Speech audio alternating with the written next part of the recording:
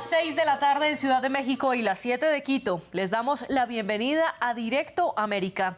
Esta noche, Rosa Pérez Masdeu y yo, María Clara Calle, les traemos las noticias internacionales que han marcado la jornada. Buenas noches para ustedes y bienvenida, Rosa. Muchas gracias, María Clara. Buenas noches a todos. Cuando son precisamente las 9 ya en Buenos Aires y también en Río de Janeiro, comenzamos 2 horas en vivo llenas de información. Vamos ahora con los titulares de esta hora. Las opiniones del líder del Senado, Chuck Schumer, no representan a la administración de Joe Biden. Así respondió el Departamento de Estado de Estados Unidos, luego de que el demócrata, quien también es judío, calificara al primer ministro Benjamin Netanyahu de ser un obstáculo para la paz entre israelíes y palestinos. En Haití, según la agencia AP, ya hay una propuesta de Consejo de Transición después de la renuncia de Ariel Henry y hay también un incendio a esta hora en la mayor cárcel de la capital, la misma prisión donde grupos armados liberaron a los internos este mes. Y ya abrieron las urnas en algunas zonas de Rusia para las elecciones presidenciales que comienzan desde hoy hasta el próximo domingo. Los 4 territorios ucranianos que Rusia se anexó con la más reciente guerra votan también. En un nuevo informe de nuestra serie especial sobre estos comicios, les contamos el panorama electoral en Zaporilla, Jersón, Lugansk y Donetsk. Por otro lado, María Clara, les cuento que el Senado de Estados Unidos vota esta noche el proyecto de ley que va a definir el futuro de la red social TikTok en el país. Si lo aprueban, la compañía china ByteDance tiene 2 opciones, o bien retirarse del mercado estadounidense o vender su plataforma, y les cuento que ya hay posibles compradores. Los detalles en minutos con Juan Pablo Lucumi. En nuestra sección de economía y en otras noticias les contamos que la ruta marítima que abrieron para llevar ayuda humanitaria a Gaza se prepara para un segundo buque, mientras que el de Open Arms ya está cerca de las costas del enclave palestino. Pero aunque entre los 2 barcos suman 500 toneladas de comida, las organizaciones humanitarias insisten en que esos alimentos son insuficientes y en que la crisis también implica suministros clínicos, personal sanitario y otras condiciones para atender la salud de los refugiados. Y esto cuando además, María Clara, continúan, ¿no?, los ataques contra convoys humanitarios, y lo veremos en profundidad en el debate porque precisamente creo que tienes a 2 invitados de organizaciones que tienen personal, ¿no?, en el terreno en la Franja de Gaza. Así es, Rosa, 2 invitadas mujeres que nos acompañarán hoy. Pues yo de momento les dejo con María Clara y nos vemos en una hora. Continuamos.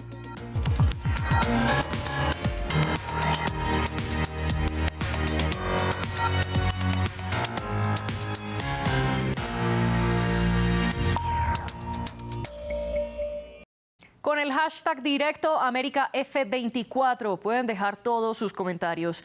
Nosotros iniciamos con la actualidad de la Franja de Gaza. Por segundo día consecutivo, Israel atacó centros de distribución de ayuda humanitaria. Con drones, el ejército israelí mató a 8 personas que esperaban recibir alimentos en el campo de refugiados de Nuseirat, en el centro del enclave palestino. La cifra de muertos aumentó a 29, con otros 21 decesos que hubo en el norte de Gaza. El Ministerio de Salud gazatí afirma que los israelíes dispararon a quienes esperaban camiones de comida. Además, ayer, la UNRWA, la oficina de la ONU, afirmó que 5 personas murieron en uno de sus centros de asistencia en Rafah. Aquí les tenemos la historia. La Unión Europea se une al llamado para aumentar la cantidad de ayuda humanitaria para la Franja de Gaza. Junto con Estados Unidos, Chipre, Reino Unido, Qatar, Emiratos Árabes Unidos y la ONU, el bloque europeo busca presionar a Israel para que aborde el creciente problema del hambre en el enclave. Según el comisario europeo Janez Lenarčič, ya se encuentran focos de hambruna en el territorio palestino. Existe riesgo de hambruna. Ya tenemos indicios muy sólidos y creíbles de que ya hay focos de hambruna en la Franja de Gaza.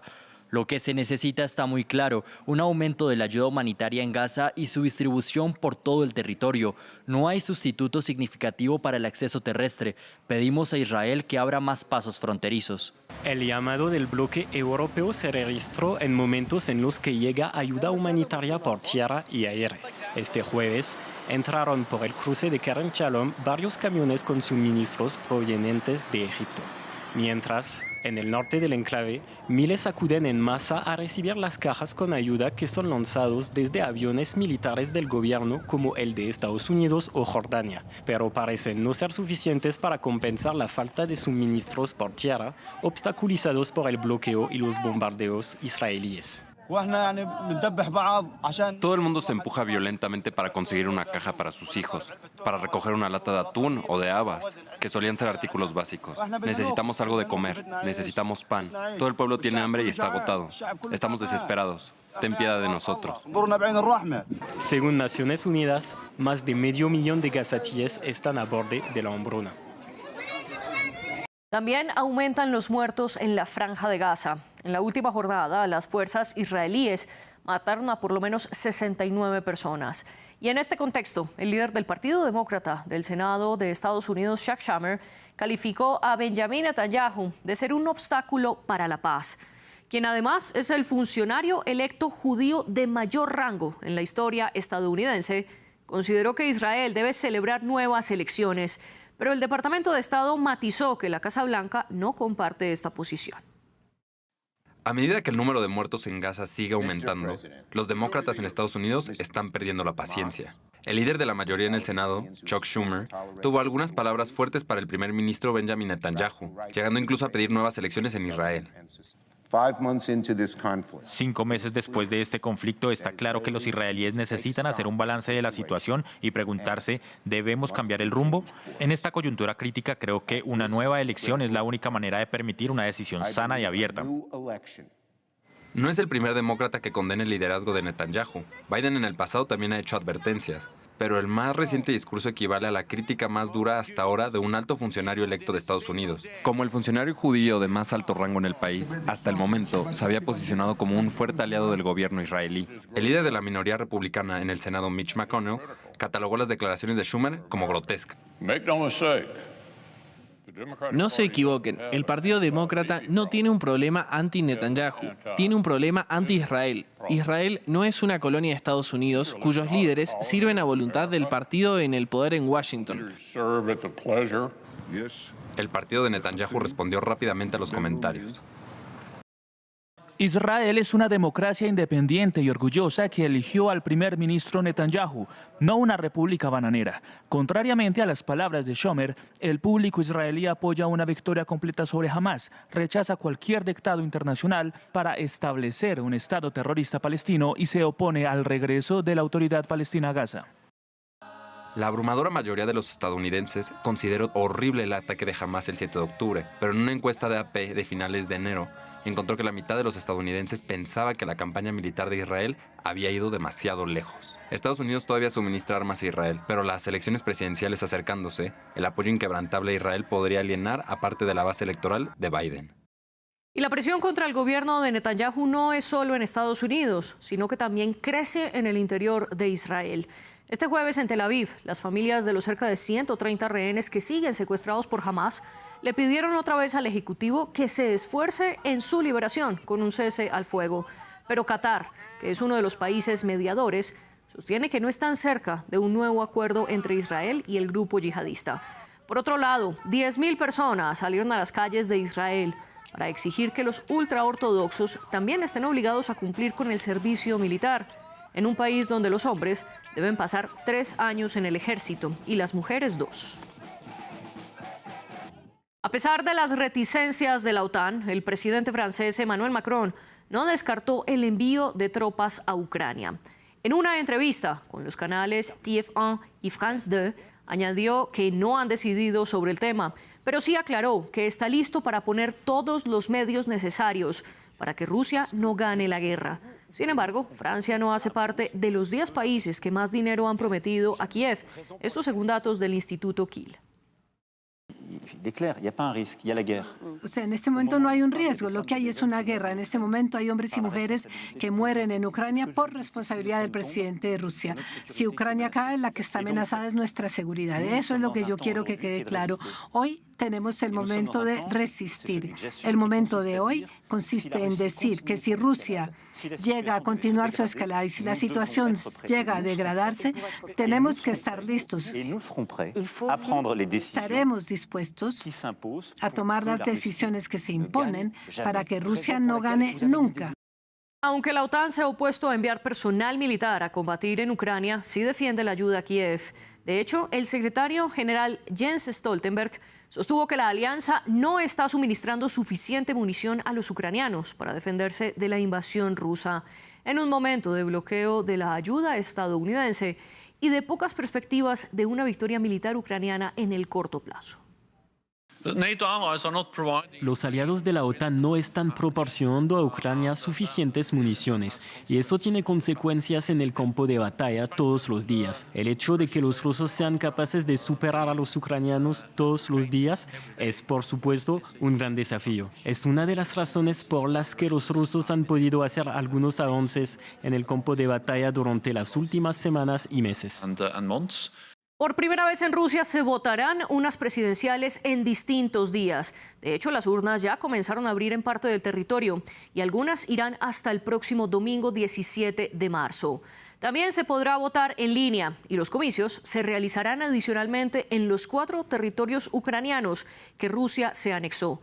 Luis Muñoz tiene los detalles sobre cómo se viven estos comicios en Zaporilla, Jersón, Lugansk y Donetsk. Este es un nuevo informe de nuestra serie especial sobre las elecciones rusas. Unas elecciones atípicas por muchos motivos, pero sobre todo porque se votará en medio de la guerra. En esa condición están unos 2,8 millones de electores, según el Ministerio de Interior de Rusia. Depositarán su voto en las provincias anexionadas por Moscú de forma parcial: Zaporilla, Jersón, Lugansk y Donetsk. Precisamente en esta última provincia las votaciones empezaron de forma anticipada, con puntos para votar en plena calle, pero también con visita de la Comisión Electoral casa por casa. Llamamos a los residentes, vienen con sus pasaportes, revisamos las listas, los marcamos en ellas, votan, les damos la confianza del voto y eso es todo. En estos territorios tan solo pueden votar aquellos que han obtenido el pasaporte ruso. Miles de personas han salido desplazadas o deportadas hacia otros puntos de Ucrania y de Europa. En su lugar han llegado miles de rusos. Pero no solo votarán estos, también los que han optado por nacionalizarse, unos por voluntad propia y otros para poder acceder a los servicios públicos. Desde Ucrania denuncian presiones y amenazas para nacionalizarse y votar. De hecho, si el 1 de julio de 2024 los habitantes de esos territorios no tienen pasaporte ruso, serán considerados extranjeros o apátridas. Esta señora no tiene dudas. Tan pronto como Rusia nos aceptó, fue el día más feliz de nuestras vidas y espero que esto continúe y que nuestro país prospere. Amo mucho a los que votan a Putin. Desde Ucrania dicen que las votaciones de estos ciudadanos son nulas y sin valor. También dicen que procesarán a los observadores que monitoreen la votación, pero no serán los primeros comicios en la zona. En septiembre de 2023 ya hubo votaciones para las elecciones regionales de Rusia, donde Vladimir Putin logró sus propios gobernadores. Ahora espera tener sus propios y nuevos votantes. Nos vamos a Haití, donde los partidos políticos y los grupos sociales ya presentaron los nombres de sus candidatos para el Consejo Transicional, que elegirá al próximo primer ministro del país, según la agencia de noticias AP. Pero el líder de una de las pandillas más fuertes de Puerto Príncipe, Jimmy Cherizier, alias Barbecue, amenazó de muerte a quienes salgan elegidos. Avanza el plan para escoger un nuevo líder en Haití. Según la agencia AP, las diferentes partes habrían propuesto sus nombres para formar un consejo de 6 personas de movimientos políticos y una del sector privado. Escogerán el primer ministro interino, su gabinete y ayudarán en organizar elecciones. También habrá 2 observadores de la sociedad civil y de la Iglesia. Varias de las entidades que formarán parte del Consejo de Transición han presentado sus nombres, por lo que seguiremos trabajando con CARICOM y con nuestros socios internacionales y, ante todo, con los propios haitianos para tratar de volver a la democracia y a unas elecciones libres y justas en Haití. Mientras tanto, el jueves en la capital ardió la principal cárcel de Haití, vacía después de que hace unos meses escaparan 4.000 presos. en un ataque de las pandillas lideradas por alias Barbecue, quien el jueves amenazó a las personas que vayan a entrar al consejo, así como a sus familias. Un consejo del que el pandillero está vetado, pese a controlar el 80% de Puerto Príncipe. En este contexto de inseguridad, Estados Unidos nombró a Dennis Hankins como nuevo embajador en Haití. Esto mientras las embajadas se están vaciando de personal. También las Naciones Unidas. Algunas personas que no necesitan estar físicamente en Haití se trasladan a República Dominicana para trabajar a distancia. Otros que tienen especializaciones más necesarias, sobre todo en crisis humanitarias y coordinación, están llegando.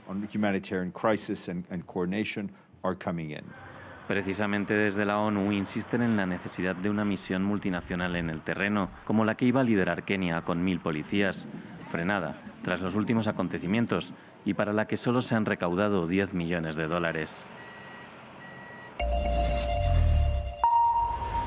En nuestra sección de economía esta noche nos acompaña nuestro periodista especializado en el tema, Juan Pablo Lucumí. Juan Pablo, bienvenido. ¿Qué tal todo? Muy bien, gracias. Y comencemos hablando de TikTok porque enfrentará una votación decisiva en el Senado de Estados Unidos. Cuéntenos qué es lo que le espera a esta plataforma. Recordemos esto después de que ayer miércoles 352 legisladores de la Cámara de Representantes hubieran entonces apoyado el proyecto de ley que obligaría a la empresa china ByteDance a vender TikTok. Y a las puertas de una votación de esta Cámara Alta, es decir, el Senado, este proyecto de ley, pues aunque hay que decir que acá hay incertidumbre, pues en el pasado otros proyectos de contra TikTok no han prosperado. Uno de los que reaccionó este jueves fue el portavoz del Ministerio de Comercio de China, y de nuevo apelando a la competencia desleal de Estados Unidos. Estados Unidos debe respetar los principios de la economía de mercado y la competencia leal, dejar de reprimir injustificadamente a las empresas de otros países y proporcionar un entorno abierto, equitativo, justo y no discriminatorio para que las empresas de otros países operen en Estados Unidos. Hay que decir que ahora en estas discusiones pues hay veces que hay un doble discurso o hay una doble moral, como lo escuchábamos por ejemplo en este audio en el que decía China que debe dejar que estas empresas pues operen en diferentes lugares internacionales, pero también hay que decir que del lado chino ya se prohíbe una larga lista de estas aplicaciones. Una de ellas por ejemplo es Facebook, Twitter o mejor dicho TikTok, Snapchat, YouTube y el caso de Pinterest, pero hay que decir que todas estas empresas o más bien cada una de ellas tienen su equivalente en este país. Pese a esto, el mismo portavoz chino que pues acabamos de escuchar dijo que Beijing tomará todas las medidas necesarias para salvaguardar sus derechos a intereses legítimos. Bien, otro de los que habló y su video se viralizó en la misma plataforma de videos fue el director ejecutivo de TikTok y vamos a escucharlo. En los últimos años hemos invertido para mantener sus datos seguros y nuestra plataforma libre de manipulación externa. Nos hemos comprometido a seguir haciéndolo. Esta legislación, si se convierte en ley, conducirá a la prohibición de TikTok en los Estados Unidos. Incluso los patrocinadores del proyecto de ley admiten que ese es su objetivo. Este proyecto de ley da más poder a un puñado de otras empresas de redes sociales. También sacará miles de millones de dólares de los bolsillos de los creadores y las pequeñas empresas. Pondrá en riesgo más de 300,000 empleos estadounidenses y te quitará tu TikTok. Vemos entonces cómo no es seguro que pueda pasar con TikTok en Estados Unidos y a pesar de esto ya hay un posible comprador. ¿De quién se trata, Juan Pablo? Esto después de una entrevista de un medio estadounidense. Se trata de Steve Mnuchin, exsecretario del Tesoro de Estados Unidos durante el gobierno de Donald Trump, que aunque por sí solo no tendría el dinero para comprar la aplicación china, sí dijo al medio estadounidense CNBC que está reuniendo el equipo de inversores para comprarla. Podríamos dimensionar el tamaño de TikTok y es que se trata de una red social gigantesca que se popularizó sobre todo a inicios de la pandemia 2020 con unos 170 millones de usuarios, que esto es como si toda la población de México la usara y que incluso queda sobrando, por ejemplo, unos 50 millones o también que fuera 3 veces la población de Colombia. El consumo de la aplicación también es inmenso en Estados Unidos. El consumo promedio por día son unos 78 minutos y usted puede ver que está en la parte de arriba, pues muy por encima también de Instagram, Facebook y Snapchat, que estas sí hacen parte pues de la primera economía del mundo. Claro, esto parte del algoritmo que usted nos comentaba en otra sección económica que hace más predecible el comportamiento de los usuarios en TikTok. Y que si precisamente la vende también TikTok, renunciaría a este algoritmo que básicamente es sin fin y que engancha a los usuarios que pues se quedan ahí casi o más de una hora promedio por día. Y cuéntenos si tiene que ver con esto o no la investigación que enfrenta TikTok por parte de la Unión Europea. En parte sí tiene que ver. Ahora la Comisión Europea está siguiendo con lupa a TikTok y a AliExpress de China por la posible venta de medicamentos falsos en la plataforma de esta última y la explotación de datos personales sensibles para la orientación publicitaria, esto en el caso de TikTok. Lo que pues se sospecha es que estas plataformas no cumplieron con sus obligaciones de combatir la venta de algunos llamados productos peligrosos y vamos a escuchar lo que dijo. La medida se basa en varias presuntas infracciones de las obligaciones de gestión de riesgos de AliExpress, en particular para la protección del consumidor en contenidos ilegales, incluidos productos peligrosos, aviso y mecanismos de actuación en los sistemas internos de gestión de quejas, trazabilidad de los comerciantes, transparencia de los sistemas de recomendación, transparencia y calidad del repositorio de anuncios y acceso para los investigadores. ¿Y qué cifra nos tiene para este jueves? Los 2.260 millones de dólares que concedió el gobierno estadounidense en calidad de préstamo a la empresa Lithium Nevada para el desarrollo del mayor depósito de litio en el país. Recordemos este mineral indispensable para la producción de baterías que utilizan los vehículos eléctricos. Gracias, Juan Pablo, por todas las noticias económicas. Y en una hora estaremos aquí revisando los indicadores. Y mientras usted regresa, yo les propongo a nuestros televidentes que continuemos con el debate.